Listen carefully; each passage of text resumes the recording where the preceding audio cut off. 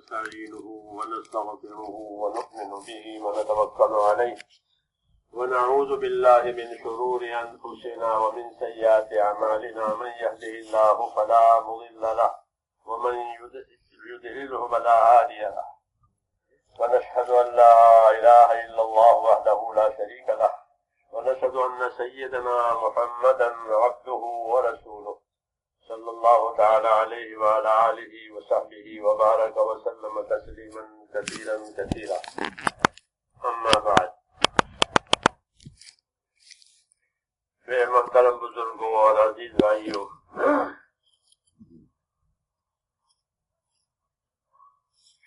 بہت بڑی نعمت سے آپ حضرات کو اللہ پاک نے نوازا ہے، بہت بڑی نعمت۔ وہ نعمت جو اللہ تعالیٰ اپنے نبیوں کو دیا کرتے ہیں، اس میں سے آپ کو ملا ہے حصہ، یعنی علم کا حصہ۔ سب سے اونچی چیز یہ امام غزالی رحمۃ اللہ علیہ فرماتے ہیں کہ دو چیزیں بڑی ہیں، ایک ایمان اور ایک علم، اور یہی دو چیزیں انبیاء کرام کے ذریعے سے دنیا میں پھیلتی ہے۔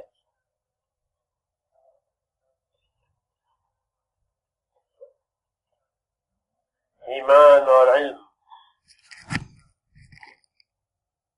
یہ فرماتے تھے امام غزالی رحمۃ اللہ علیہ کہ ایمان اور علم یہ دو چیزیں بڑی ہیں،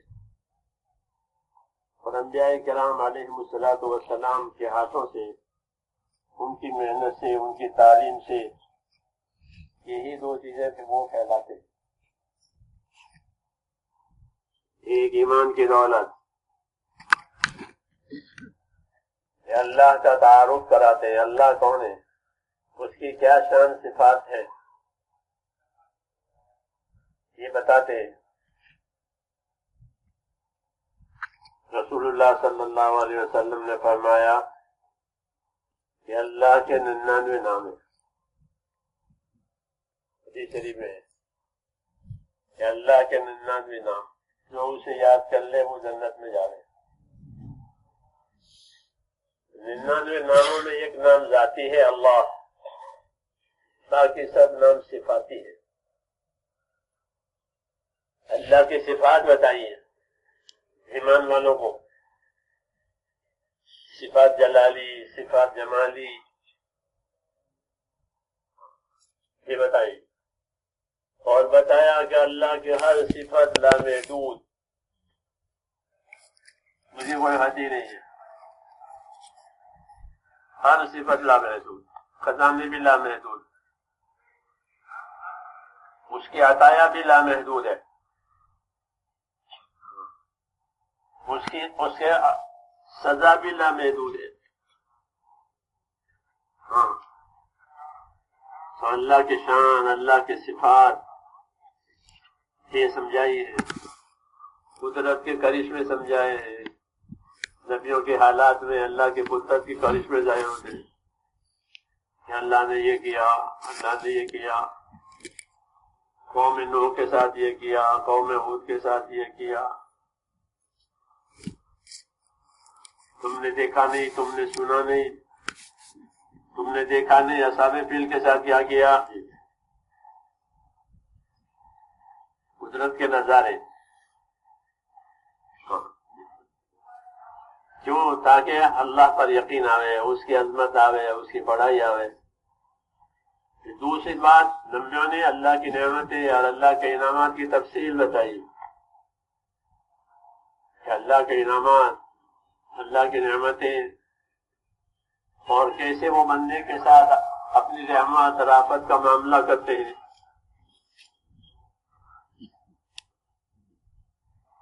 اطاعت کرنے والوں کے ساتھ کیسا معاملہ کرتے ہیں،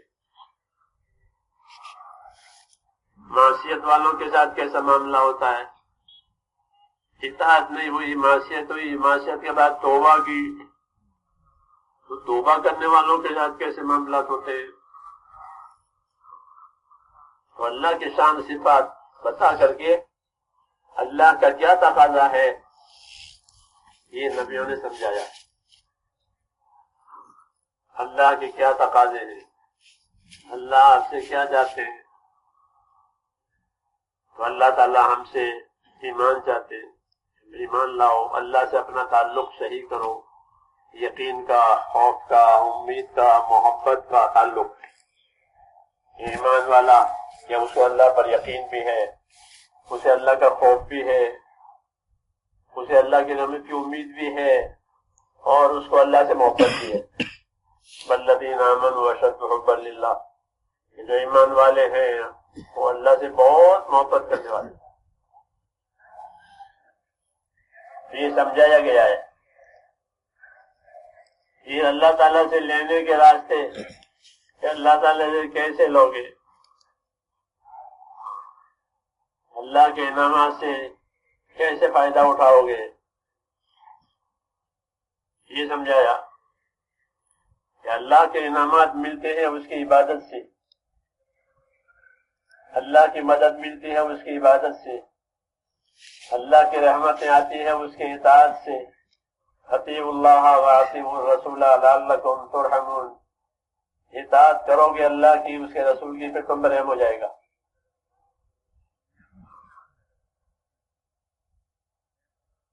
اور رحمت بھی ہے لامحدود۔ حضور صلی اللہ علیہ وسلم نے فرمایا مثال کے طور پر تقریب الفہم، یہ گویا رحمت کا 100واں حصہ زمین پر ظاہر کیا ہے اللہ نے، 100واں حصہ، کیونکہ تقریب الفہم کے لیے ورنہ اللہ کے رحمت 100 حصوں میں نہیں ہے، لامحدود ہے۔ 100واں حصہ ظاہر کیا ہے، اس کا اثر یہ ہے کہ مخلوق اپنے بچوں پر رحم کرتی ہے، ہر مخلوق اپنے بچوں پر رحم کرتی ہے، چڑیا بھی اس کو اپنے بچے سے محبت ہے، اس کے قصے حدیثوں میں آپ کو معلوم ہے۔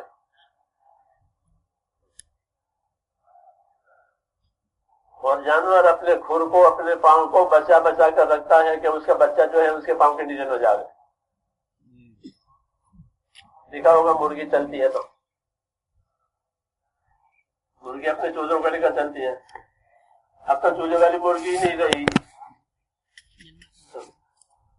وہ باہر پھرے، دکان والی مرغی ہو گئی نا۔ تو مرغی اپنے چوزوں کو لے کر چلتی ہے، پوری جماعت اس کے پیچھے، وہ چلتے تھے یوں آہستہ آہستہ کہ اس کا بچہ اس کے نیچے نہ جائے، اور کوئی خطرہ ہوتا ہے تو وہ ایک آواز نکالتی ہے، بلی آ گئی مثلا، یہ چڑیا وہ چیل منڈلا رہی ہے اوپر سے، تو وہ آواز نکالتی ہے تو بچے سب سمٹ جاتے ہیں۔ جی ہاں، یہ کیا ہے، حضور نے فرمایا وہ رحمت کا حصہ جو اللہ نے پھیلایا اس کا اثر ہے۔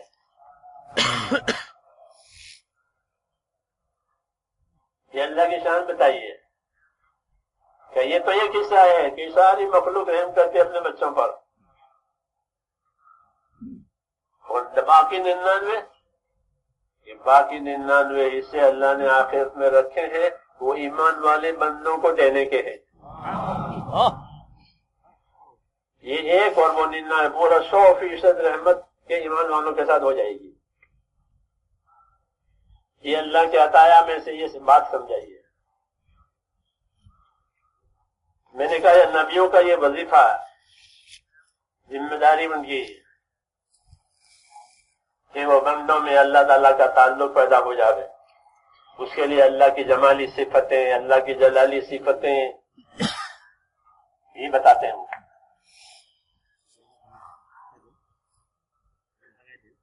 کہ یہ کرو گے تو اللہ یہ کریں گے، یہ کریں گے تو یہ کرو گے تو پھر یہ ہوگا۔ استغفروا ربکم ثم توبوا الیہ ان ربی قریب مجیب، استغفروا ربکم ثم توبوا الیہ ان ربی رحیم ودود۔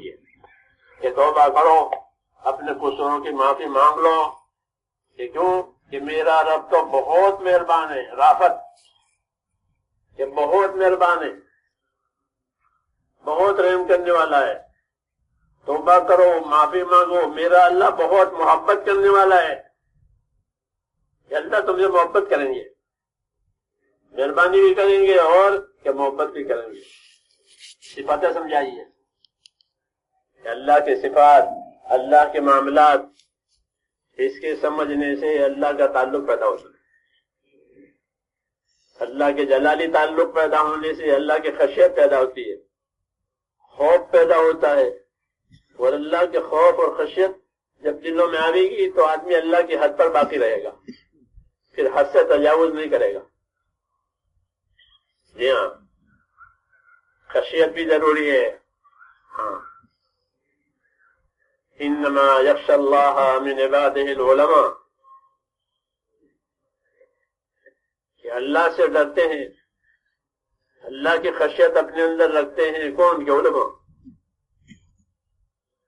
کہ ان کو اللہ کی شان صفات کا علم ہے، مجھے خبر ہے اللہ کے کیا معاملات ہیں، اس لیے ان کے دلوں میں کہ ان کے دلوں میں اللہ کی خشیت ہوتی ہے، یعنی وہ خوف جو اللہ کی تعظیم کی وجہ سے ہو، خشیت کہ اللہ کی تعظیم کی وجہ سے جو خوف آتا ہے وہ خشیت کہلاتا ہے، یہ ان کے دلوں میں ہے۔ کس کے دلوں میں؟ کہ اہل علم کے دلوں میں، کہ وہ خشیت رکھتے ہیں، اللہ کی تعظیم بھی کرتے ہیں، اللہ سے ڈرتے بھی ہیں۔ رسول صلی اللہ علیہ وسلم فرماتے تھے کہ انی لاخشاکم واتقاکم، میں تم میں سب سے زیادہ اللہ سے ڈرنے والا ہوں۔ خشیت سب سے زیادہ علم اللہ تعالیٰ نے اپنے رسول کو دیا ہے، اس لیے آپ کی خشیت کہ وہ سب زیادہ ہے۔ یہ نبیوں کا کام ہے کہ اللہ کی شان، صفات، اس کی قدرت یہ سمجھاتے ہیں تاکہ اللہ سے صحیح تعلق پیدا ہو جائے۔ اللہ کا جلال، اللہ کا عذاب کہ وہ بھی بتاؤں، ہاں، تاکہ اللہ سے ڈرے بندے اور اس کی حد پر باقی رہے، حد نہ توڑے۔ تو میں نے عرض کیا ایک تو ایمان، یہ ایمان سمجھایا، پھر ایمان کا کیا تقاضا ہوتا ہے، جیسے مال کا کیا تقاضا ہوتا ہے کہ مال سے تجارت کرو، نہیں تو مال کھا جاؤ گے، مال بھی تجارت ختم ہو جاتا ہے، خود ہی کھا لیتا ہے، تو لوگ اپنے مال سے اپنی تجارت کرتے ہیں، پھر مال بڑھتا رہتا ہے کیونکہ مال کا تقاضا ہے، اسے تجارت پر لگاؤ۔ ایسے ہی کہ ایمان کا کیا تقاضا ہے کہ جو آدمی اللہ پر ایمان لاوے اور اللہ کو اللہ مانے تو کیا تقاضا اس پر آتا ہے؟ تو میرے بھائیوں، آپ جانتے ہیں اچھی طرح کہ ایمان کا تقاضا اللہ کے اطاعت، ایمان کا کیا تقاضا ہے؟ اللہ کے اطاعت، جو اللہ پر ایمان لاوے وہ اللہ کے اطاعت کرے۔ کس دلیل سے؟ اس دلیل سے کہ وَمَا أَرْسَلْنَا مِن رَّسُولٍ إِلَّا لِيُطَاعَ بِإِذْنِ اللَّهِ، یہ دلیل ہے کہ جب کبھی ہم نے زمین پر کوئی رسول بھیجا ہے تو صرف اس لیے بھیجا ہے کہ وہ لوگوں کو اللہ کی اطاعت پر لاوے، ایمان لاوے، اطاعت کرے، ایمان لاوے، اطاعت کرے۔ یہ تو ایمان کا تقاضا، کہ ایمان کا تقاضا اطاعت، اطاعت نہیں تو معصیت ہے۔ اس لیے اطاعت والی زندگی گزارنے کے لیے اطاعت کے حدود، اطاعت کے قیود، اس کا جاننا ضروری ہے۔ اطاعت کی کیا حد ہے، اطاعت کی کیا قیود و شروط ہے، یہ جاننا ضروری ہے۔ اس کے لیے علم اتارا تاکہ اللہ کے اطاعت کے حدود، قیود یہ انہیں معلوم ہو جائے اور اپنے عملی زندگی میں اعتدال کے ساتھ چلے۔ نہ غلو کرے نہ تقصیر کرے. ہاں، غلو کرے یہ بھی علم کے خلاف ہے، تقصیر کرے یعنی کوتاہی کرے یہ بھی علم کے خلاف ہے.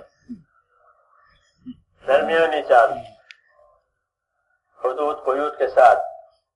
اس لیے اللہ تعالیٰ نے انبیاء کرام کو علم دیا تاکہ جس اطاعت کا بندوں سے مطالبہ ہے اور جس اطاعت پر اللہ کے انعامات ہیں اس اطاعت کے حدود قیود ان کو معلوم ہو جائیں.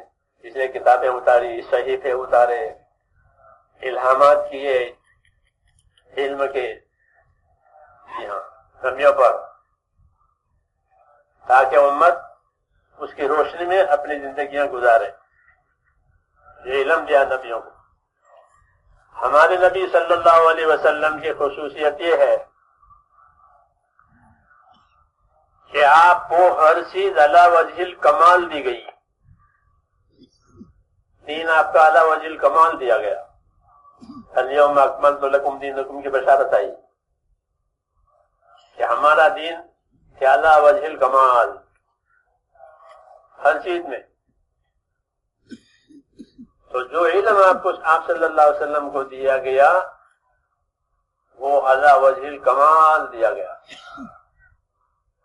یعنی کہ ایمانیات کا علم کامل دیا، عبادات کا علم کامل دیا، معاشرت کا علم کامل دیا، معاملات کا علم کامل دیا، اخلاق کا علم کامل دیا،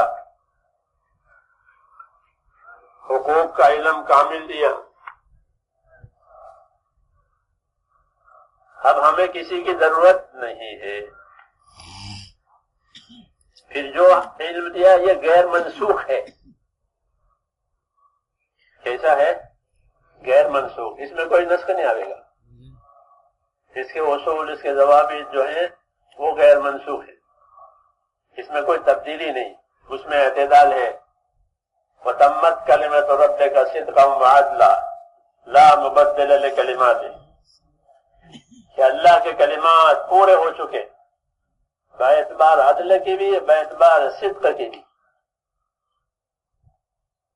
کلمات اللہ کے احکامات کہ باعتبار عدل کے کامل ہے، یعنی پورا احکام میں اعتدال ہے کہ ہر طاقت والا اس کو لے کے چل سکتا ہے. اعتدال احکام میں. اور صدق ہے اخبار میں کہ جتنی خبریں اللہ نے دی ہیں ماضی کی، مستقبل کی، حال کی، وہ سب سے اچھی ہے. اس کا اعلان کر دیا گیا کہ احکام اعتدال کے ساتھ ہیں، ہر زمانے میں یہ چلیں گے، اور جو خبریں سنائی ہیں وہ سب سے اچھی ہے. اس لیے میں نے کہا ہماری چیز غیر منسوخ ہے اور یہ باقی رہے گی قیامت تک. اور قیامت تک آنے والی انسانیت کی صفت کی کامیابی کیا اسی میں رکھی گئی ہے، اس علم میں رکھی گئی ہے. اس لیے میں نے عرض کیا کہ آپ حضرات کو اللہ تعالیٰ نے علم دیا، یہ بڑی نعمت، بڑی نعمت. علم نہیں تو کچھ نہیں، جہل ہے. جہل ہے. جہل ایک اندھیرا ہے. اندھیرے میں رہبری کیسے ہوگی؟ اندھیرے میں راستہ پر کیسے چلے گا؟ تو اللہ تعالیٰ نے جہل میں سے نکال کر کے علم پر ڈالا، اور علم بھی کامل ملا، یقینی ملا. قیامت تک رہبری کرنے والا علم اللہ تعالیٰ نے ہم کو عطا فرمایا. اور آپ نے فرمایا کہ دنیا ساری اپنے اسباب کے ساتھ ملعون ہے. کیا ہے؟ ملعون، اللہ کے رحمت سے دور ہے. تو پھر رحمت میں کون کون ہے؟ کہ رحمت میں عالم ہے، اللہ کی رحمت کے دائرے میں یہ علم والے ہیں، یہ رحمت کے دائرے میں. سکھانے والے، سیکھنے والے، یہ رحمت کے دائرے میں. اور ذکر کرنے والے یہ رحمت کے دائرے میں. وہ اپنے علم پر عمل کرتے ہیں، کہ علم کا جو عمل ہے وہی اس کا ذکر ہے. جو اللہ کی اطاعت میں ہوتا ہے وہ اللہ کے ذکر میں ہوتا ہے. کل مطیع ذاکر. امام نووی رحمۃ اللہ علیہ کہتے ہیں کہ کل مطیع ذاکر. جو اللہ کے اطاعت میں ہے وہ اللہ کے ذکر میں ہے. جب عالم ہوگا، علم ہوگا، اطاعت کرے گا، وہ ذاکر بھی ہے، غافل نہیں ہے، عاصی نہیں ہے. کل مطیع ذاکر. تو ذکر کرنے والا کہ وہ رحمت کے دائرے میں ہے، علم والے رحمت کے دائرے میں ہے، سیکھنے سکھانے والے دائرے میں ہے. اس لیے اہل علم کا درجہ کہ بہت اونچا، نبیوں کے بعد اگر کسی کا درجہ ہے تو وہ اہل علم کا ہے. جی ہاں، بڑا درجہ. اللہ تعالیٰ اس امت میں علماء پیدا کرتا رہے گا. جیسے قرآن کریم کو باقی رکھنا ہے تو یہ ایک معجزہ کہ قرآن باقی رہے گا، اس میں کوئی تبدیلی نہیں ہوگی، یہ باقی رہے گا، اللہ اس کی حفاظت کرے گا. ایسے قرآن کے حاملین، اس کو بھی اللہ پیدا کرتا رہے گا اس امت میں، تاکہ وہ قرآن کے صحیح مصداق سمجھائے. جی ہاں، یہ بھی بشارت ہے کہ ہر 100 سال پر اللہ تعالیٰ ایسے لوگ پیدا کریں گے کہ جو اس دین کی تجدید کریں گے، مٹی ہوئی چیزوں کو روشن کریں گے. یہ بھی معجزہ ہے حضور صلی اللہ علیہ وسلم کا کہ امت میں اللہ ایسے علماء پیدا کریں گے جو دین کو پالیں گے، دین کی سنبھالیں گے، امت کی رہبری کریں گے رسول صلی اللہ علیہ وسلم کی وراثت میں. یہ بھی بشارت ہے.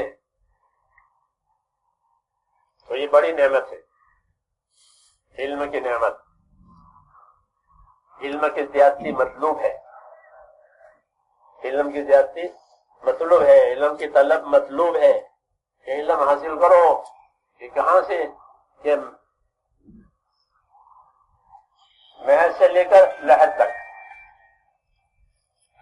کہ بچپن سے لے کر موت تک کہ علم حاصل کرو. علم کی پیاس، کہ بڑی پیاس کہلاتے ہیں. علم کی پیاس، بڑی پیاس، اسی سے یہ علم زندہ ہوا ہے. طلب، رسول صلی اللہ علیہ وسلم نے علم بھی دیا، علم کی طلب بھی پیدا کرائی. اسے لوگوں نے آپ کا علم لیا، اس کو محفوظ رکھا اپنے عمل سے، اپنے عمل سے اس کو محفوظ رکھا. ورنہ کاغذ، قلم، مشینیں نہیں تھی محفوظ کرنے کے لیے، تو پھر کس سے محفوظ رہا؟ تو علماء نے لکھا ہے کہ تعامل سے. جس سے کہ جو حدیث ملی اس پر عمل کیا، جو حدیث میں کون بھولے گا؟ جیسے ہم سورہ فاتحہ نہیں بھولتے. سورہ فاتحہ میں کسی کو لقمہ دینا پڑتا ہے، کیوں؟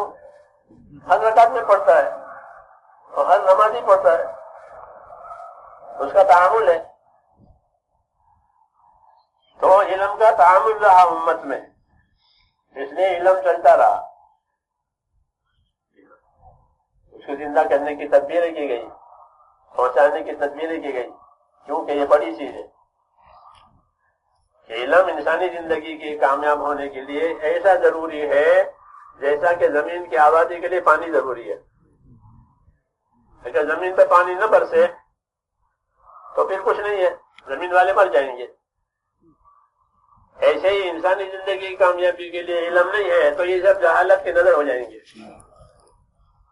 اس لیے حضور صلی اللہ علیہ وسلم نے اپنے علم کی مثال برسنے والے پانی سے دی ہے کہ برسنے والی پانی کے بغیر کسی کا بھی گزارا نہیں ہے. زمین کی ہر مخلوق اسے محتاج ہے پانی کی. ایسے یہاں بھی کہ ہر مخلوق انسانوں کی اپنی کامیابی کے لیے اس علم کے محتاج ہے کہ جس کو رسول صلی اللہ علیہ وسلم لے کر آئے ہیں. مثل ما بعثني الله من العلم والهدى كمثل غيث الى کہ جو علم و ہدایت پروردگار نے مجھے دے کر بھیجا ہے وہ بارش کے پانی کی طرح سے، کہ بارش کا پانی صاف ستھرا، پاک اور پاک کرنے والا اور زندگی دینے والا، ماء الحیات کہتے ہیں اس کو. وجعلنا من الماء كل شيء حي، کہ ہم نے پانی سے ہر چیز کو حیات دی ہے. ایسے ہی اس پانی سے کہ ہر ایک کو حیات ملے گی، ایمانی، اعمالی، اخلاق، ہر قسم کی حیات کی اس سے ملے گی. اس لیے علم کے بغیر گزارا نہیں ہے. علم کا حاصل کرنا فرض قرار دیا کہ علم حاصل کرو، علم سیکھو، اپنے اہل و عیال کو سکھاؤ. یا ایھا الذین آمنوا قوا انفسکم واہلکم نارا، اے ایمان والو اپنے آپ کو، اپنے اہل و عیال کو دوزخ سے بچاؤ. حضرت علی فرماتے تھے کہ آیت کا مطلب یہ ہے کہ اپنے آپ کو، اپنے اہل و عیال کو علم سکھاؤ، دین سکھاؤ تاکہ وہ دوزخ سے بچے. تو اس کا سیکھنا فرض قرار دیا کہ علم سیکھو، کہ علم کے بغیر کچھ نہیں ہے، علم کے بغیر اندھیرا ہے. اس لیے اس کی اہمیت ہے. فرشتے علم والوں کی تعظیم کرتے ہیں اسی وجہ سے کہ اللہ کے حقوق ادا کرنے کے لیے اس علم میں بڑا دخل ہے. مخلوق کا حقوق ادا کرنے میں اس علم میں بڑا دخل ہے. فرشتے ان لوگوں کی تعظیم کرتے ہیں جو علم سیکھتے ہیں، اور زمین کی مخلوق ان کے لیے استغفار کرتی ہے جو علم سیکھتے ہیں، اور اللہ ان پر رحمت نازل کرتا ہے جو علم سکھاتے ہیں. اور فرشتے رحمت کی دعا ان کے لیے کرتے ہیں جو علم سکھاتے ہیں. سکھانے والوں کے لیے رحمت کی دعا اور سیکھنے والوں کے لیے مغفرت کی دعا. جو علم سیکھ کر علم سکھائیں ان کے لیے دونوں دعائیں، کیونکہ مغفرت کی بھی ملی ہے اور رحمت کی دعائیں بھی ملے گی. وہ ساری مخلوق ان کے ساتھ ہے اپنی دعاؤں سے. یہ اس علم کی بزرگی کی دلیل ہے. اس لیے خوش نصیب ہے وہ بندہ کہ جس کو اللہ اپنے دین کی سمجھ دے. حدیثوں میں ہے من یرد اللہ بہ خیرا یفقہہ فی الدین. خوش نصیب ہے وہ بندے کہ جن کو اللہ تعالیٰ کیا دے کہ اپنے دین کی سمجھ دے. اس لیے دین علم اللہ سے مانگنا چاہیے. حضور صلی اللہ علیہ وسلم کا حکم ہے کہ مانگا کرو وقل رب زدنی علما، وقل رب زدنی علما. جی ہاں، یہ دعا سکھائی ہے. اور اللہ نے اس دعا کا مضمون بھی بتا دیا کہ یہ مانگنا. جس دعا کا مضمون حاکم بتاوے وہ ضرور قبول ہوتی ہے. کہ مجھ سے ایسی عزیز لکھ کر لانا، پھر میں دیکھ لوں گا. تو یہ سکھایا ہم کو. اس لیے اللہ تعالیٰ کے دربار میں میرے دوستوں علم کی بڑی فضیلت اور بڑے درجے ہیں علم والوں کے. ان کی دعائیں قبول ہوتی ہے، ان کی عبادتیں وزندار ہوتی ہے، کیونکہ عبادت وزن علم کے ساتھ ہوتی ہے. وزندار عبادت ہے. ان کی عبادت کے حقوق ادا کرتے ہیں وہ اپنے علم کی وجہ سے. اس لیے ان کی عبادتیں وزندار علم کی وجہ سے. یہ بڑی نعمت ہے. ظاہر بات ہے کہ جب کوئی بڑی چیز دی جائے گی تو اس کی ذمہ داری بھی بڑی ہوگی. بڑے عہدے والے کی ذمہ داری بڑی، چپراسی کی ذمہ داری اتنی جتنی وہ ہے، اور بڑے عہدے والا ہے تو کہ اس کی ذمہ داری بڑی. اس کے ایک دستخط پر کتنے کام ہو جاتے ہیں. یہ بڑے آدمی کی دستخط ہے. ہاں، ایسے علم والوں کی ذمہ داری بڑی ہوتی ہے. اللہ نے علم والوں پر بڑی ذمہ داری ڈالی ہے، کیونکہ زمانے کا بگاڑ اور بناؤ یہ علم پر موقوف ہے. جیسے بارش کا پانی کی طرح سے بارش نہیں ہے تو کچھ نہیں ہے. اس لیے علم کہ اس کی ذمہ داری بڑی ہے. اس لیے اس علم کو اپنی ذمہ داریوں کے ساتھ لینا ہے. ایک ذمہ داری اس کے حاصل کرنے کی ہے کہ علم حاصل کرو، علم سیکھو اور صحیح سمجھ کر صحیح سیکھو. ایک محنت اس کے حاصل کرنے کی ہوتی ہے، دوسری محنت تعمیل کی ہوتی ہے کہ اس پر اپنا عمل بھی کرو. ان دونوں محنتوں سے علم زندہ رہتا ہے. کہ حاصل کرنے کی محنت کی ہے، رات دن اس کے پیچھے لگائے، صحیح سمجھا، صحیح سیکھا، اور صحیح سیکھ کر کہ پھر اپنے آپ کو اس کے عمل پر ڈالا. کہ خوش نصیب ہے وہ بندہ جو اپنے علم پر عمل کرے. اور جو اپنے علم پر عمل کرے گا تو اللہ تعالیٰ اس کو وہ علم دے گا جو بھی وہ نہیں جانتا ہے. حدیثوں میں جو علم اللہ نے دیا ہے اس پر عمل کر دیا کہ اللہ تعالیٰ اگلا علم بھی اس کو دے گا جو وہ نہیں جانتا ہے. کیوں کہ علم سے مطلوب اپنا عمل ہے. دنیا کے علوم میں اور اس میں فرق ہے. دنیا میں جو علوم پڑھائے جاتے ہیں وہ ذریعہ معاش ہے، وہ بھی ضروری ہے، اپنے معاش کے لیے لوگ پڑھتے ہیں. وہ علوم نہیں ہے بلکہ وہ فنون ہے، اس کی ضرورت پڑتی ہے تو وہ بھی سیکھیں. یہ علم ذریعہ معاش نہیں ہے بلکہ یہ علم جو ہے یہ ذریعہ حیات ہے، آخرت کی نجات کا ذریعہ ہے کہ اس علم کے ذریعے سے آخرت بنائی جائے گی.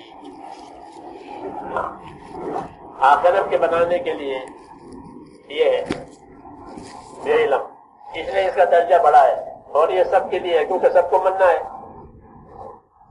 اس لیے یہ علم سب کے لیے اللہ نے لاگو کر دیا ہے کہ ہر ایک اس کو سیکھے. اس لیے انبیاء کرام اس کو بطریق عموم پھیلاتے ہیں، بطریق خصوص نہیں، بطریق عموم کہ ہر کوئی اس کو سیکھے، ہر کوئی اس کو سکھاوے تاکہ یہ پھیل جائے. کیوں کہ اس کے بغیر زندگی نہیں بنے گی. صحابہ کرام نے حضور صلی اللہ علیہ وسلم سے علم لیا، آپ کے صحبتوں میں، آپ کے سفروں میں پوچھ کر کے، یاد کر کے، پھر اس کو بطریق عموم دیا. صحابہ کے جو غلام تھے نا وہ بھی عالم تھے، ان کے غلام، ان کے لونڈیاں، وہ سب عالم. وہ خالی ان سے کام نہیں کراتے تھے، اپنی راحت کا کام وہی کریں گے اور اس کے علاوہ وہ عالم، ہاں وہ خادم بھی ہے، وہ عالم بھی ہے. کیوں کہ وہ حضرات ان کو علم دیتے تھے. ابن عباس جب غسل کرتے تھے تو اپنے خادم سے کہتے تھے میرا غسل دیکھا کرو. وہ 7 مرتبہ دھوتے تھے. بات خصوصیت ان کی بات، ویسے تو 3 دفعہ ہے، وہ 7 دفعہ دھوتے تھے. ایک دفعہ بھول گئے تو خادم سے پوچھا میں نے کتنے دفعہ دھویا کہ مجھے یاد نہیں ہے. انہوں نے کہہ دیا کہ ارے تیرا یوں ہو جائے، میں نے تجھے اس لیے تو رکھا تھا.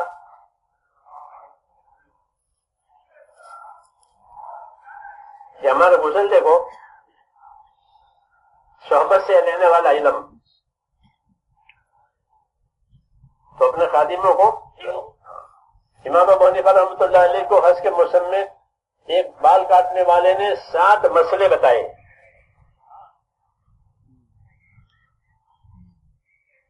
نائی نے مینا میں بال کٹتے ہیں، 7 مسئلے بتائے. اور مسئلے بھی اس طرح نہیں بتائے بطور تذکیر کے، بطور تصحیح کے، بطور تصحیح. امام بیٹھے ہوئے تھے تو بال کٹانے کے لیے تو کہا قبلے کی طرف منہ کر لو، تصحیح. تو قبلے کی طرف منہ کیا اور سر جھکایا کہ نہیں اپنے داہنی جانب میری طرف کرو، داہنی جانب سے کاٹوں گا. جی ہاں، داہنی جانب کی. وہ خاموش بیٹھے، یہ خاموش نہیں بیٹھنا. کبیر اللہ اکبر بولا کرو، میں کاٹتا ہوں بال.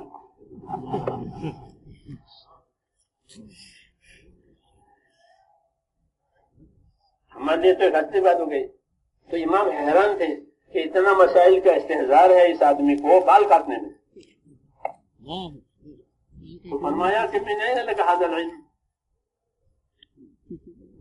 کیونکہ حج کے جو احکامات ہیں اور میراث کے جو احکامات ہیں بہت کم لوگوں کو یاد ہوتے ہیں. میراث کے احکام یہ بہت کم لوگوں کو یاد ہوتے ہیں. اور دوسرا مناسک حج، یہ مسائل بہت کم لوگ، کیونکہ حج ایک ہی مرتبہ ہے ساری عمر میں اور وہ بھی ایک ہی جگہ ہے، اس لیے اس میں ایک قسم کی ندرت ہوتی ہے. ایسے ہی میراث، یہ بالکل اس کو سارے مسائل یاد ہے. تو تصحیح کر، یہ کرو یہ کرو یہ کرو. تو اس لیے امام نے حیران ہو کر پوچھا کہ آپ یہ علم کہاں سے لائے؟ تو انہوں نے کہا کہ میں نے یہ علم عطا ابن ابی رباح سے لیا ہے. عطا ابن ابی رباح یہ عبداللہ ابن عباس کے خادم ہیں. یہ میں نے کہا کہ اپنے غلاموں کو عالم بنا دیا، اور پھر انہوں نے دوسروں کو دیا کہ ہر شعبے والے کو اپنے شعبے کا علم ہے. نائی کو بال کاٹنے کا علم ہے، تاجر کو تجارت کا علم ہے، زمیندار کو زمینداری کا علم ہے، حاکم کو حکومت کا علم ہے کہ حکومت میں کیا احکام ہونے چاہیے، تجارت میں کیا حکم ہونے چاہیے، زمینداری میں کیا احکام ہونے چاہیے، نوکری مزدوری میں کیا احکام ہونا چاہیے. یہ خدمت کی ہے علم کی کہ ہر شعبے میں وہ علم پہنچیے. اب کوئی شعبے والا اللہ کے نافرمانی کے ساتھ اپنے شعبے میں نہیں ہے. تاجر ایماندار ہے اپنی تجارت میں، اس لیے وہ تجارت کی بھی فضیلت کماتا ہے، تجارت میں فضیلت کے ساتھ رہتا ہے. حضور نے تجارت کرنے والوں کو فضیلت سنائی کہ سچا اور ایماندار تاجر نبیوں کے ساتھ اللہ کے عرش کے سائے میں ہوگا. کیوں؟ یہ تاجر اپنی تجارت میں تجارت کے علم کے ساتھ ہے. ایسے ہر شعبے والے. پھر یہ صحابہ نے کیا تھا، حضور صلی اللہ علیہ وسلم سے علم لے کر کے پھر اس علم کو عام کیا. مردوں نے، عورتوں نے، امہات المومنین کا یہ معمول تھا حضور کے بعد کہ حج کے زمانے میں امیر کی اجازت سے حج کو آتی تھی، بیت اللہ پر حج کرتی تھی. اور حج کا منشا یہی تھا کہ امت آئے گی دنیا سے، ان کو وہ علم دینا ہے جو ہمارے پاس ہے. اس لیے حج ہوتا تھا امہات المومنین، کہ امہات المومنین کو وہ مسائل یاد ہوتے تھے جو دوسروں کا نہیں ہوتے. پہلے سفر حج کرتے تھے امیر کی اجازت سے، اور امت کو جو علم ان کے گھر میں اترا ہے وہ ان کو دیتے تھے. امت کو علم دینا ہے، کیونکہ علم کی ذمہ داری یہی ہے کہ اپنے علم پر عمل بھی کرے اور دوسروں کو علم دے. تو یہ کرتی تھی. تو اس لیے میرے بھائیوں، یہ علم کی بڑی ذمہ داری ہے. ان کے درجے بلند ہوتے ہیں، ان کے اعمال وزندار ہوتے ہیں، کیونکہ وہ علم کے ساتھ عمل. ایسے ہی اس کی ذمہ داری بھی بڑی ہے. علم کی ذمہ داری بڑی. یہ کیا ذمہ داری ہے؟ کہ ایک تو اپنے علم سے اپنے آپ کو پاک رکھے، پاک صاف رہے. ایسا علم اپنے اوپر ڈالے کہ جو اس کو پاک کرے. اس کے اندر سے اس کی صفتیں گندی ہے وہ نکل جاویں، اس کے اعمال پاکیزہ ہو جاویں، اس کے دل کا رخ اللہ کی طرف ہو جاوے. یہ اس علم کا تقاضا ہے. یہ اس علم کا تقاضا ہے کہ عالم کے دل کا رخ کہ اللہ کی طرف، اور کسی سے کوئی امید نہ کرے، اپنے آپ کو لالچ سے بچاوے. کعب احبار سے حضرت عمر نے پوچھا کہ علم والوں کا علم کب خراب ہو جاتا ہے؟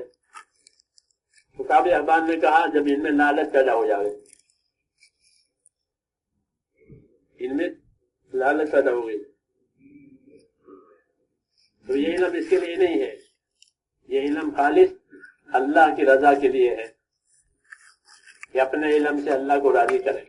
یہ ان کا درجہ بڑا ہے، کیونکہ یہ علم جو اللہ نے ہم کو دیا ہے یہ حقوق کی معرفت کے لیے دیا ہے. کس کے لیے دیا ہے؟ حقوق کی معرفت. اللہ کا حق پہچانو، پھر اللہ کے مخلوق کا حق پہچانو. انسانوں میں اور حیوانوں میں یہ فرق ہے کہ حیوانوں میں آپس کے کوئی تعلقات نہیں ہوتے. جیسے اصول میں آپ حضرات پڑھتے ہیں اصول فقہ میں بقائے باہم، کہ انسانوں میں بقائے باہم ہے، حیوانوں میں نہیں ہے. ایک دوسرے کی ضرورت پڑتی ہے. بال کاٹنے والے کو پیسے کی ضرورت ہے اور بال کٹوانے کو بال کی صفائی کی ضرورت ہے نہیں یہ بات؟ مزدور کو مزدوری کی ضرورت ہے، آپ کو تعمیر کی ضرورت ہے، تعمیر کے لیے آپ مزدور لاؤیں گے. خریدار کو مال کی ضرورت ہے، بیچنے والے کو اپنی روزی کی ضرورت ہے، تو یہ بقائے باہم ہے، جس کو بقائے باہم کہتے ہیں۔ اس بقائے باہم کی وجہ سے اللہ نے علم اتارا ہے تاکہ ہر ایک کو اس کا حق ملے، کسی کا حق نہ مرے۔ تاجر پر خریدار کا کیا حق اور خریدار پر تاجر کا کیا حق، تو جتنے تعلقات ہیں اتنے حقوق ہیں، اس حقوق کی معرفت کے لیے علم دیا ہے۔ علماء نے لکھا ہے کہ 25% حقوق یہ تو اللہ کے ہیں اور 75% حقوق ان میں آپس میں ہیں۔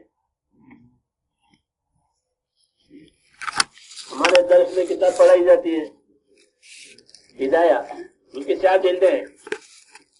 پہلی جلد عبادت پر ختم ہو جاتی ہے، حج پر، پھر دوسری جلد شروع ہوتی ہے، وہ کتاب النکاح شروع ہوتی ہے، تباہی دنیا، نکاح ہوا، جی ہاں، وہ دوسری تیسری چوتھی جلد آخر جا کے گئے کہ میرا وصیت اور میراث پر ختم ہوگی۔ تو 3 جلدیں ہمارے حقوق کی ہے اور ایک جلد اللہ کا عبادت۔ یہ فرمایا کہ 25% حقوق اللہ کے اور 75% ہمارے ہیں، اس لیے 3 سیکھنا ضروری ہے، نہیں تو کیسے حق پہچانے گا، تو کیسے حق ادا کرے گا۔ مولانا اجازت صاحب رحمۃ اللہ علیہ فرماتے تھے کہ دنیا حقوق ادا کرنے کی جگہ ہے اور آخرت اس کا بدلہ پانے کی جگہ ہے۔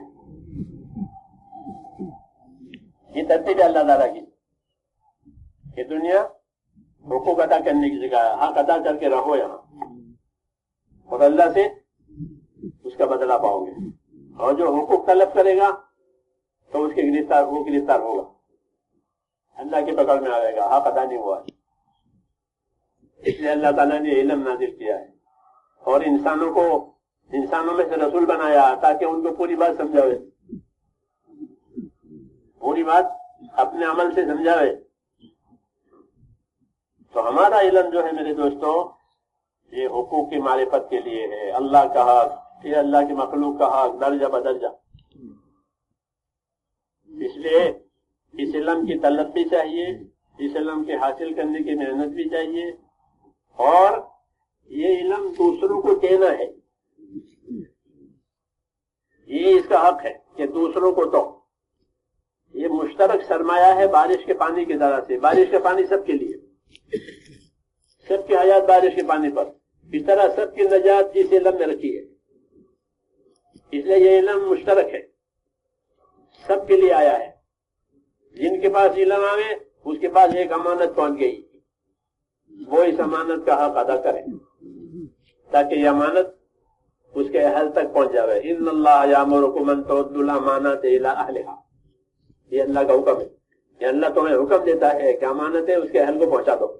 یہ میں ہم نے پہنچائی ہے، چنانچہ رسول صلی اللہ علیہ وسلم نے حجۃ الوداع میں کہا میرے پاس جو امانت تھی وہ میں نے ساری پہنچا دی۔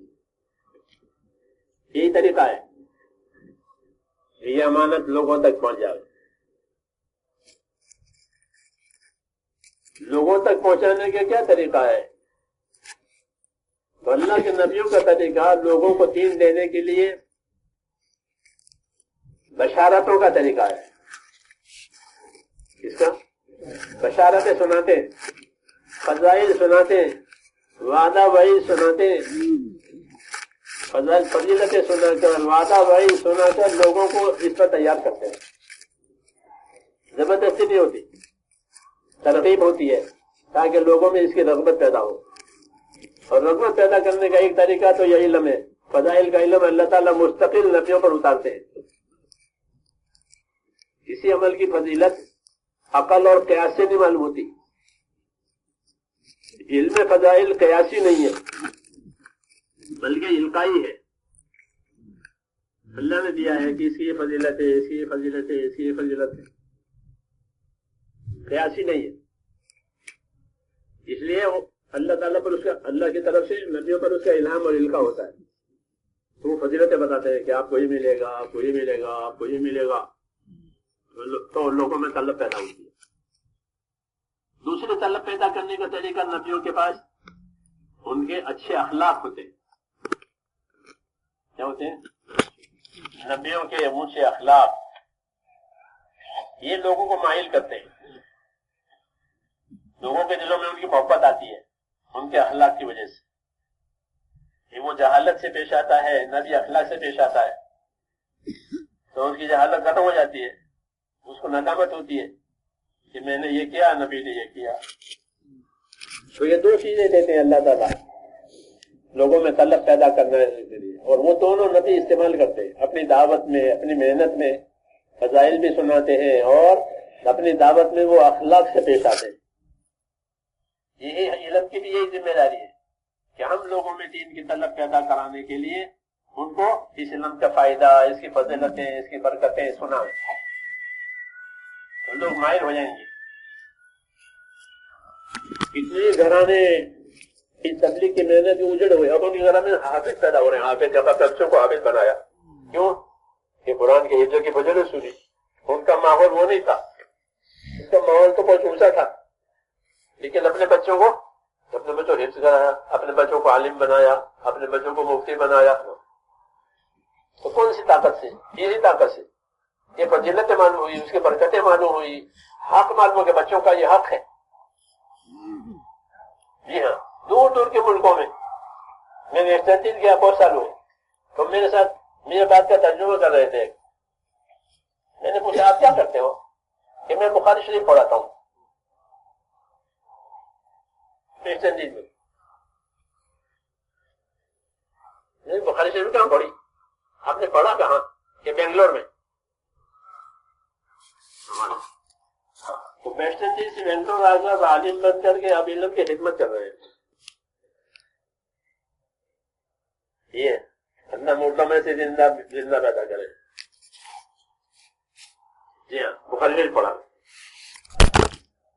ایسے پی جی گیا میں، پی جی کا آخری کلاس یہ ہے جزیرہ، ہوائی جہاز سے ہو گئے، ہم نے بات چیت کی، فلاں میں نے کوئی حدیث بیان کی، کیا بیان کیا ابو ہریرہ کی، تو ایک صاحب آئے مولوی صاحب کہ آپ نے وہ ابو ہریرہ کی جو بات کی تھی وہ سناؤ دوبارہ۔ میں تو آپ کون ہو؟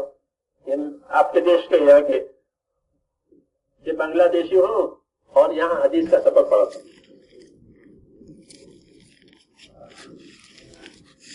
یہ لوگوں میں طلب پیدا ہوئی تو یہ جہالت کا علاج ہو گیا۔ تو نبی اپنی دعوت میں، اپنی محنت میں لوگوں میں طلب پیدا کراتے ہیں، اور یہ اصل بات ہے کہ طلب پیدا کراؤ، پھر لوگ سب کچھ کریں گے طلب کے بعد۔ جیسے دنیا میں مادی چیزوں کی طلب پیدا کرائی جاتی ہے، نئی نئی چیزیں بازاروں میں آتی ہے اور اس کی طلب پیدا کرائی جاتی ہے، تو لوگ ادھار خریدتے ہیں، قسطوں سے خریدتے ہیں کہ اس کے عادی ہو گئے، ہاں تو قسطوں سے خریدتے ہیں، حالانکہ گناہ کی چیزیں ہیں، طلب پیدا کرائی۔ تو علماء کی ذمہ داری ہے کہ لوگوں میں دین کی طلب پیدا کراوے، تو ان کے علم کی تنفیذ ہوگی، نہیں تو کوئی طلب کرنے والا ہی نہیں ہے تو علم چھپ جاتا ہے، کیونکہ کوئی لینے والا ہی نہیں ہے۔ جیسے بازار میں تجارت کا مال ہے، کوئی لینے والا نہیں ہے تو وہ بگڑ جائے گا وہ مال۔ جی ہاں، اور کھوٹ آئے گی تاجر کو، جب اس کے طلبگار نہیں ہوں گے تو یہ علم چھپ جائے گا۔ ہم نے عراق کا سفر کیا تھا، بہت سال ہو گئے، 1963 میں، حضرت رحمۃ اللہ علیہ کے زمانے میں صاحب کا، تو عجیب ہو کا عالم، مؤذن نہ بینا، امام نہ بینا، خادم نہ بینا، کیونکہ مسجد سے کوئی تعلق ہی نہیں، تو بیچارے معذور ہے، وہ مسجد کی خدمت کرے، نماز پڑھے، اذان دے، صفائی کرے، یہ دینی کی نشانی ہے۔ نہ بینا ان کے حوالے یہ ہو گیا، مسجد کی خدمت، وہ تو اصل ہے۔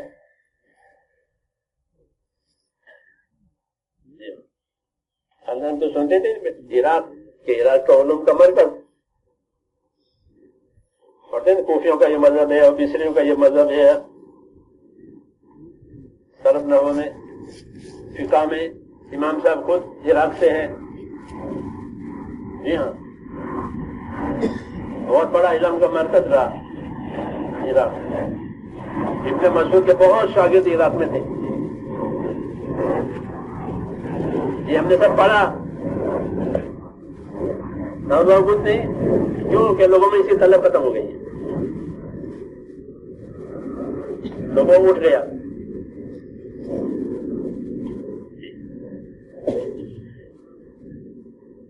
کہ طلب ختم ہونے کے بعد اس لیے ہماری بڑی ذمہ داری میرے دوست لوگوں میں علم کی طلب پیدا کرانا، تاکہ یہ علم دنیا میں چلتا رہے، لوگ اللہ کا حق پہچانے، اللہ کی مخلوق کا حق پہچانے.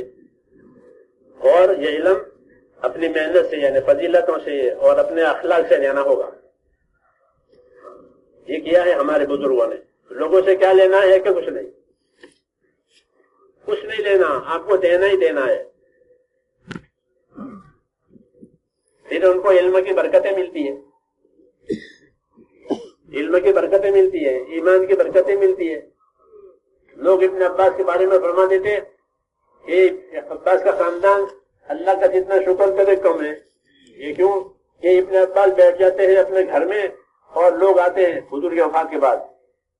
کون آئے ہیں؟ کہ کچھ لوگ آئے ہیں، وہ تفسیر کے بارے میں کچھ معلوم کرنا چاہتے ہیں کہ ہاں آنے دو. پھر وہ تفسیر کا ان کو درس دیتے تھے. جب وہ فارغ ہو جاتے تھے کہ فارغ ہو گئے ہاں کہ چلو، تو دوسرا بھائی کہتا اس دروازے سے نکلو، ادھر سے آؤ. یہ دوسرے بھائی کھڑے رہتے تھے. فضل بن عباس وہ کہتے بھائی کے پاس سے آئے، درس میں سے آئے کہ ہاں کہ کھانا کھا کے جانا. تو وہ درس دیتے ہیں، یہ کھانا کھلاتے ہیں. ایسے یہ کون ہے کہ فقہ کے لیے آئے ہیں کہ آنے دو، ان کو فقہ کا درس دیا، فارغ ہو گئے تو بھی کئی دروازے سے نکلو، کھانا کھا کے جاؤ. علم بھی دے رہے ہیں اور اکرام بھی کر رہے ہیں. جی ہاں، لینے دینے کچھ نہیں، ہمارا کھاؤ. انبیاء کا طریقہ کہ ہمارا کھاؤ اور خدا کا کام کرو، ہمارا کھاؤ خدا کا کام کرو. کیوں کہ اللہ ہم کو دیں گے اس علم کی برکت سے، ایمان کی برکت سے. تو یہ کیا صحابہ ہے، انہیں کیا لینا ہے. اب ہو بھی کہتے تھے عیشا کی نماز ہو گئی، عیشا کی نماز پڑھ لی، مہمان آئے باہر سے، یہاں پڑھ لی کہ عیشا پڑھ لو، کھانا ابو ہرا کے گھر ہوگا، لو. ابو ہرا بھوک سے گر جاتے تھے نا. اب چل گئی بات عیشا پڑھ لو، کھانا کہ کھانا ابو ہرا کے گھر، تو کھانا کھلا رہے ہیں، اتام و تام خدمت کر رہے ہیں، اخلاق سے علم دے رہے ہیں. یہ ہمارا طریقہ ہے. اللہ تعالیٰ نے اتنی برکتیں دی اس خدمت کی وجہ سے کہ لوگوں کو علم بھی ملا، لوگوں نے ان سے اخلاق بھی سیکھے. جی ہاں، یہ طریقہ تو لوگوں میں طلب پیدا کرانا تاکہ ہر شعبے والا اپنے شعبے میں اس شعبے کے علم کے ساتھ زندگی گزارے. مولانا محمد یوسف رحمۃ اللہ علیہ بہت صراحت کے ساتھ یہ فرماتے تھے کہ علماء کی ذمہ داری ہے. کیا ذمہ داری؟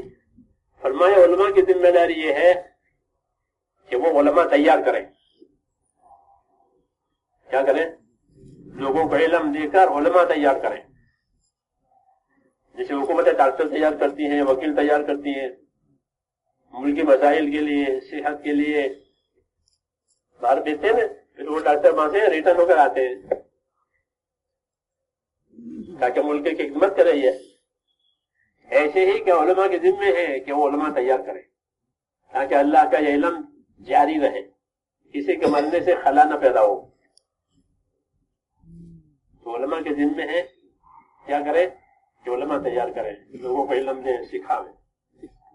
دوسرا فرمایا دوسرا تقاضا علماء پر یہ ہے، ان کی ذمہ داری ہے کہ ہر طبقے کو اس طبقے کا علم دے. تاجر کے پاس تجارت کا علم پہنچے، زمیندار کے پاس زمینداری کا علم پہنچے. اس کی طلب ان میں پیدا کراوے تاکہ وہ تاجر پوچھنے آوے کہ میری تجارت میں یہ مسائل ہے تو شریعت کیا کہتی ہے، میری زمینداری میں یہ مسائل ہے شریعت کیا کہتی ہے. یہ طلب ان میں پیدا کراوے تاکہ پوچھے وہ. کیونکہ بغیر طلب کے وہ نہیں پوچھیں گے.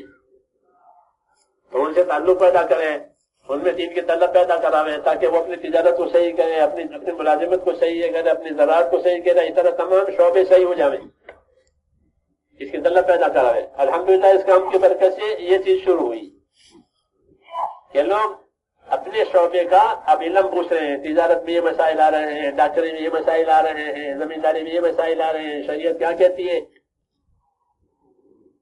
یہ پوچھتے ہیں. کیوں کہ لوگوں میں دین کی طلب آئی ہے کہ اب جہالت کے ساتھ اپنا کام نہیں کرنا ہے. تو یہی ذمہ داری ہے, یہ ذمہ داری 100% میں آوے تاکہ کوئی بھی جہالت سے اپنا کوئی کام نہ کرے, روزی جہالت سے نہ کماوے. حضرت فرماتے تھے اپنی کمائیوں کو علم پر لاؤ, اپنی کمائیوں کو علم پر لاؤ. علم کے ساتھ کمانا, جہالت کے ساتھ نہیں. اس لیے امت میں دین کی طلب پیدا کرانا یہ ہماری ذمہ داری ہے, کیونکہ امت میں سے جو چیز گھٹتی ہے روزانہ وہ دین کی طلب گھٹتی ہے, دنیا کی طلب بڑھتی ہے, دنیا کے تقاضے بڑھتے ہیں, ضرورتیں بڑھتی ہیں. اس لیے علم کا تقاضا گھٹ رہا ہے, گھٹ رہا ہے. اب تو الحمدللہ اس کام کی برکت سے کچھ اثرات ظاہر ہوئے علم کے, ورنہ تو کوئی پوچھتا ہی نہیں تھا. میں نے 50 سال پہلے کا مجھے زمانہ یاد ہے. اب اس کی برکت سے لوگوں میں سوجھ بوجھ آئی ہے اور پوچھ رہے ہیں کچھ مسائل, لیکن ابھی پورا نہیں ہوا. اس لیے حضور صلی اللہ علیہ وسلم نے اس علم کو حرکت دی ہے. کیا دیا ہے؟ حرکت دی. کہ علم کو حرکت دو تاکہ جہاں نہیں ہے وہاں پہنچے. ہاں, دعوت کے ذریعے سے اور حج کے ذریعے سے علم کو حرکت ملتی ہے. کسی زمانے میں علماء حج میں جمع ہوتے تھے, لوگ آتے تھے اور علماء سے فیض اٹھاتے تھے.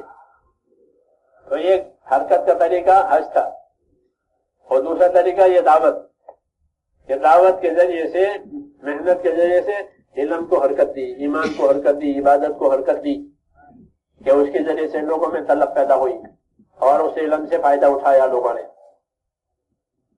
تو یہ ہماری ذمہ داری ہے کہ اپنے آپ کو علم کا پابند کرنا اور اسی علم میں امت کا حق سمجھنا کہ ہم پر اس امت کا حق ہے, تو اپنے علم کا پابند کرنا یہ پہلی ذمہ داری. کیوں کہ بے عمل عالم سب سے زیادہ محروم ہے. سب سے زیادہ محروم کون ہے؟ بے عمل عالم. سب سے زیادہ عذاب سخت کس کو ہوگا؟ کہ بے عمل عالم کو. یہ بھی ہے. اس لیے بنی اسرائیل کے علماء ان کے حالات سنائے ہیں قرآن میں. بنی اسرائیل کے علماء کہ ان میں کیسا بگاڑ آیا اور کیسا انہوں نے دین کو بگاڑا. علماء بنی اسرائیل, ان کی قباحتیں اور ان کی شرارتیں یہ قرآن شریف میں تفصیل سے ہے.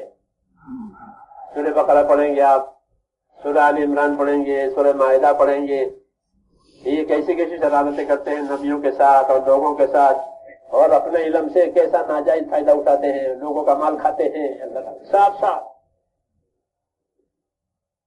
کہ ان کے علم میں ان کے دلوں کے فساد کا بڑا دخل ہے, کہ ان کے دل اس علم کے ساتھ سخت ہو گئے, ڈرتے نہیں اللہ سے. ہاں, اللہ سے ڈرتے نہیں ہے. علم کے تقاضے پر عمل نہیں ہوتا ہے تو دل سخت ہو جاتا ہے. یہ لکھا ہے علماء نے کہ جب علم کے تقاضے پر عمل نہیں ہوگا تو عالم کا دل سخت ہو جائے گا. جی ہاں, پھر وہ ہر گناہ کرے گا. جنہیں بنی اسرائیل کے علماء نے بڑا گناہ تو یہ کیا کہ اللہ کی کتابوں کو بدل دیا. وجعلنا قلوبهم قاسیہ یحرفون الکلم عن مواضعہ, ان کے دل سخت ہو گئے ہیں اور یہ اللہ کی کتاب کو بدلتے ہیں اور نبیوں کو قتل کرتے ہیں. اس سے بڑا کیا گناہ ہوگا؟ ایسے جری ہو گئے. اور کہتے ہیں ان کا یہ امیوں کا ہم پر کوئی حق نہیں ہے. نہیں سالے نہ پھر امی نسویری, ان کا کوئی حق نہیں ہمارا, یہ کہتے تھے. پھر آپس میں ان میں وسط ان میں آپس میں حسد، اپنے تکبر کی وجہ سے حسد پیدا ہوتا ہے کہ علم کی وجہ سے تکبر آیا اور تکبر کی وجہ سے حسد آیا. اب حق بات نہیں قبول کریں گے. نبیوں کے ساتھ بھی حسد، حضور کے ساتھ بہت حسد کیا انہوں نے، آخر تک جادو آپ پر کیا اور زہر آپ کو دیا، یہ سب حسد کا اثر تھا. علم بگڑ گیا. کیا بگڑ گیا؟ علم بگڑ گیا. تو اللہ تعالیٰ نے بتایا کہ دیکھو انہوں نے ان کے پاس کتاب ہے، ان کے پاس علم ہے، اور ان کی حالت ہے. اور صحابہ کو کیا دیا؟ صحابہ کو اپنے علم میں تقویٰ دیا. کیا دیا؟ یہ ان کی خصوصیت ہے کہ صحابہ کو علوم بھی ملے اور علوم کے ساتھ تقویٰ. ان کے ساتھ ان کے علوم میں فسق ہے. ان سے اللہ کہتے ہیں تمہارے اکثر فاسق ہے، تو ان کے علم میں فسق ملا ہے. اور ہمارے صحابہ کے علم میں تقویٰ ملا ہے. وہی اصل ہے، علم تقوی کے ساتھ ہو تاکہ وہ اللہ کا حق ادا کرے، اللہ کی مخلوق کا حق ادا کرے، اپنے بارے میں ڈرتا رہے. تب اس علم کی برکتیں آئے گی. اللہ تعالیٰ اہل کتاب کو سمجھاتے تھے کہ اگر تم اپنے علم پر عمل کرو تو ہم تو تمہیں اوپر سے بھی برکت دیں، نیچے بھی برکت دیں.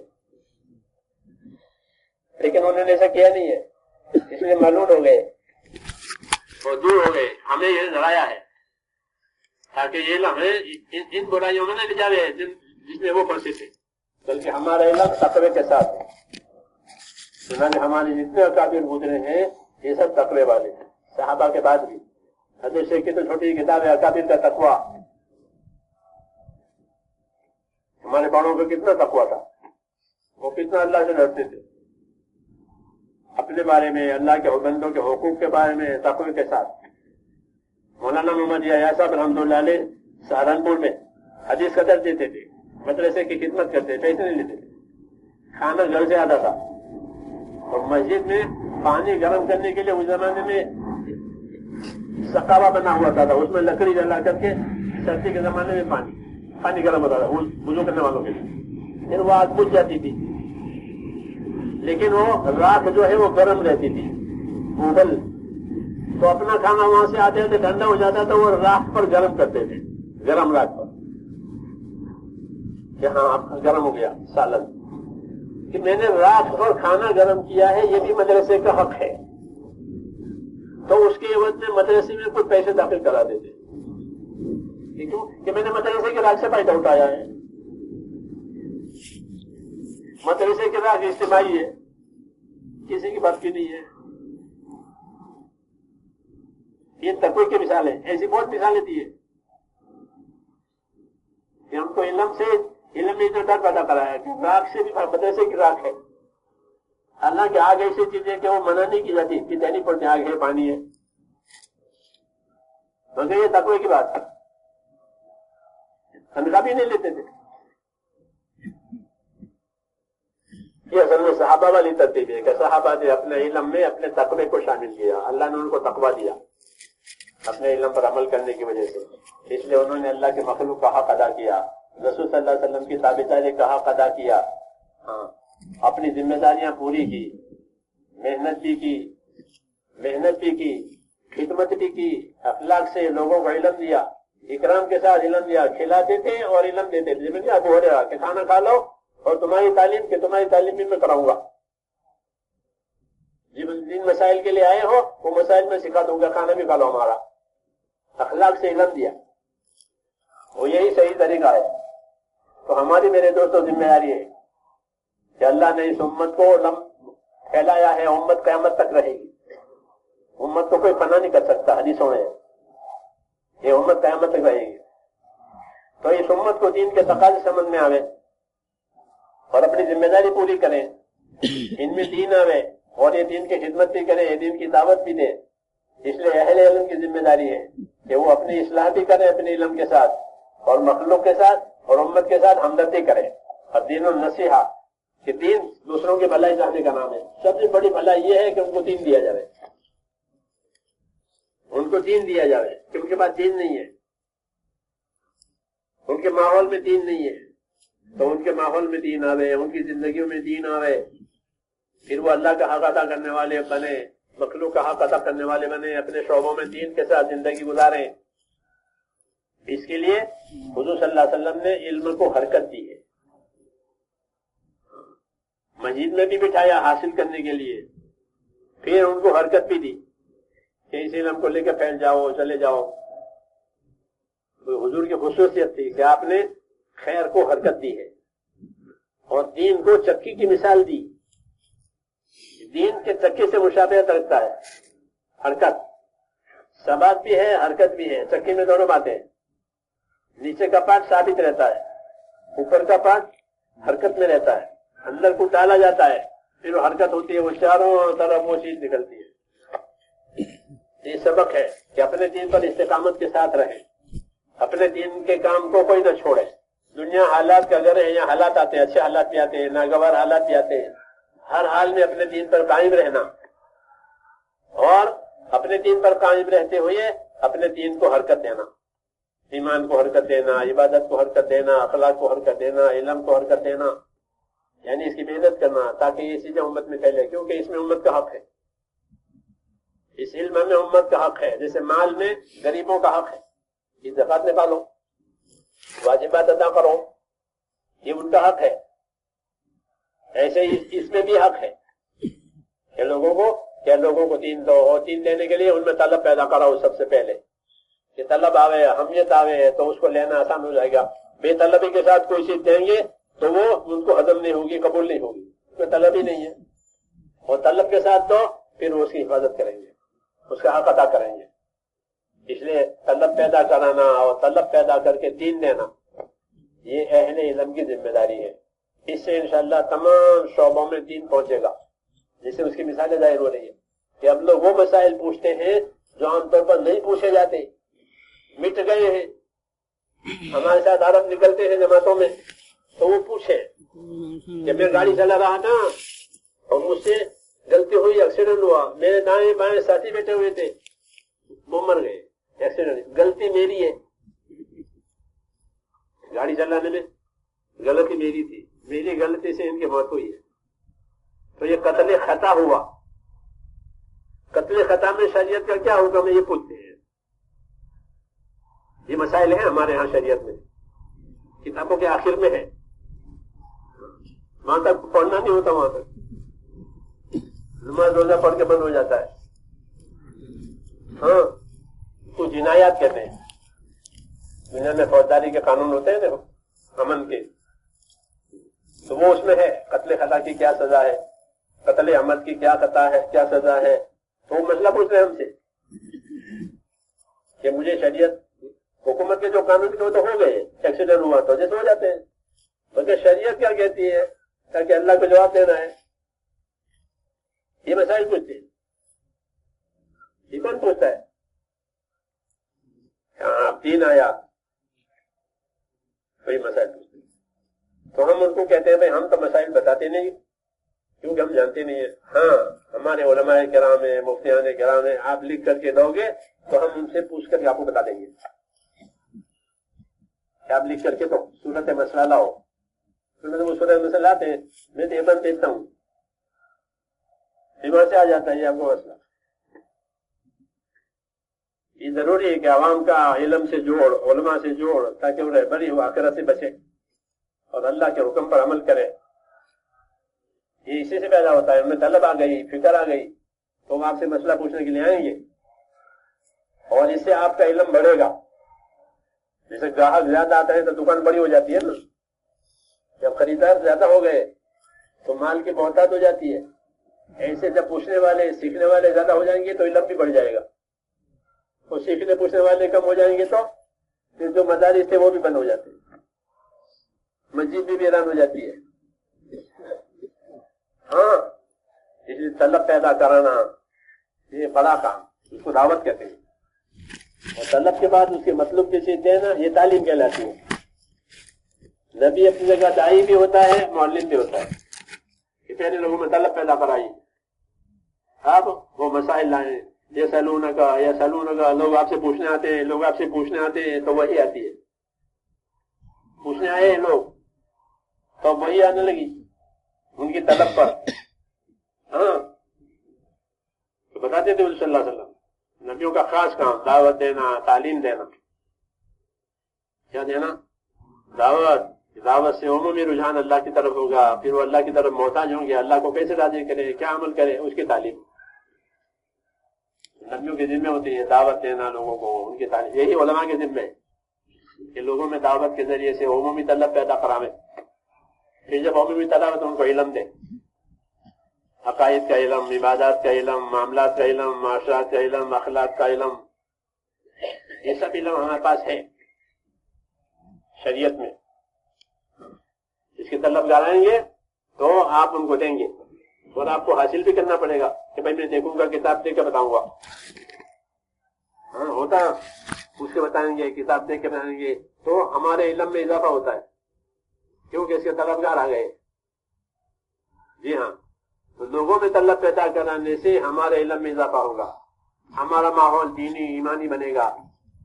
یہ ہے اس محنت کی غرض یہی ہے. پھر طلبوں میں طلب پیدا کراؤ، جب انہیں طلب آئے تو انہیں علم دو تاکہ وہ اللہ کے حکم والی اور نبی صلی اللہ علیہ وسلم کے طریقوں والی زندگی گزارے اور اس کو سیکھے اور دوسروں میں یہ کرے. اہل و عیال کو علم دے، بچوں کو علم دے تاکہ وہ جہالت سے زندگی نہ گزارے.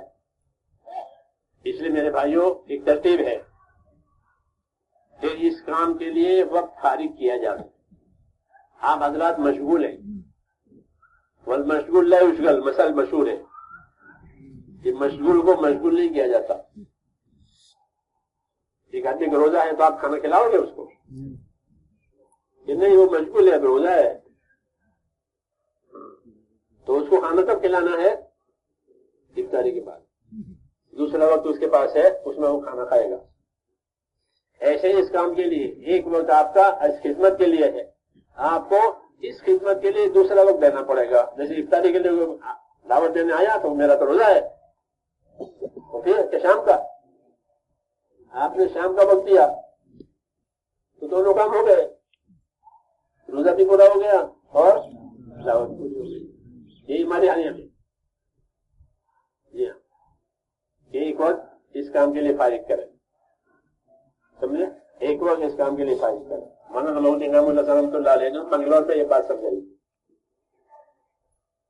بہت سال ہو گئے کہ نام اس طرف ایک وقت فارغ کرے تاکہ حرج نہ ہو، نہ ان کا نہ طلبا کا.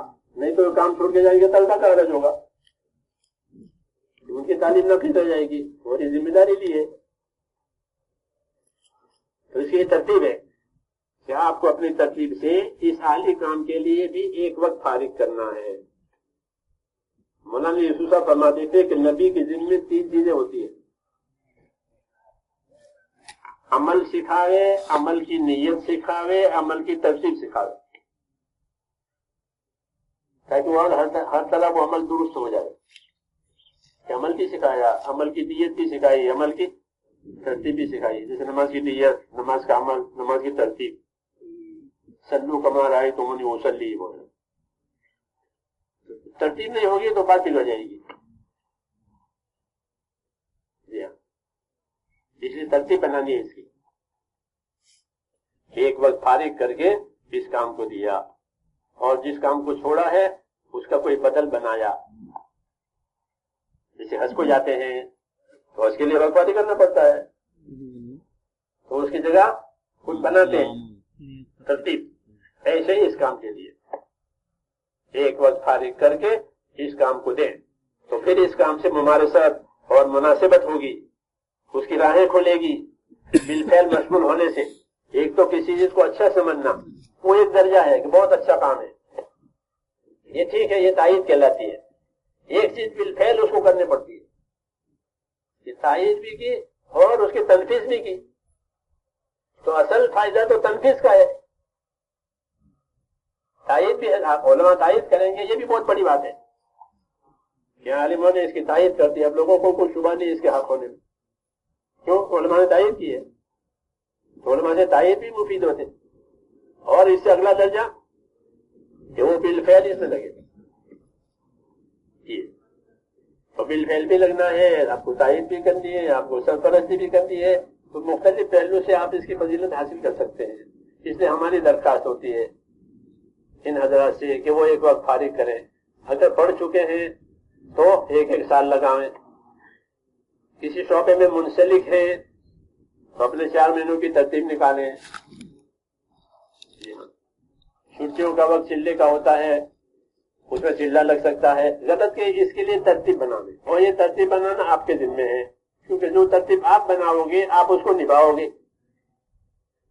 کیونکہ آپ نے بنائی ہے تو آپ کے ہاتھ سے وہ نبھے گی، وہ قائم رہے گی. نہیں تو نبھاؤ اور قائم رہنا مشکل. اس لیے ترتیب بنا کر جائیں تاکہ کسی بھی کام میں بھی کمی نہ آئے. جس کام کو چھوڑا ہے اس میں بھی کمی نہ آئے، جس کام کو ہاتھ پر لیا ہے اس میں بھی کمی نہ آئے. اس کے لیے ہماری درخواست ہے.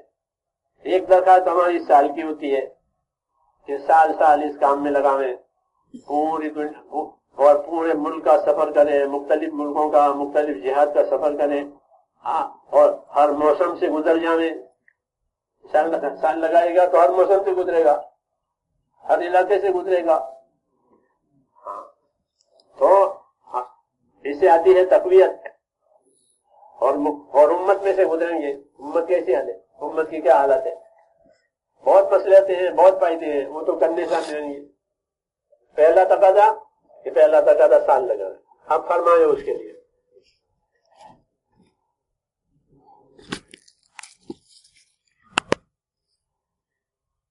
کہ اپنے اپنے بارے میں